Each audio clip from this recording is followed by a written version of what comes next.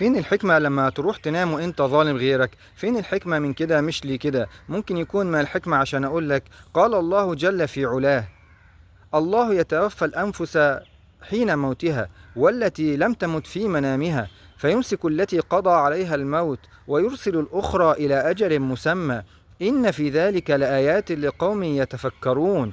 فإزاي تروح تنام وإنت ظالم غيرك؟ ربنا ممكن يقبض روحك وساعتها مش هينفع الندم.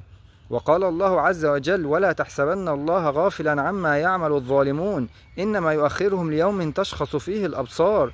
فالحق نفسك قبل اليوم اللي قال فيه النبي صلى الله عليه وسلم: لا تؤدن الحقوق إلى أهلها حتى إنه ليقاد للشاة الجلحاء من الشاة القرناء. يعني حتى الشاة، حتى الخروف اللي ليه قرون، اللي نطح الخروف اللي ملوش، ربنا سبحانه وتعالى هياخد ليه حقه يوم القيامة.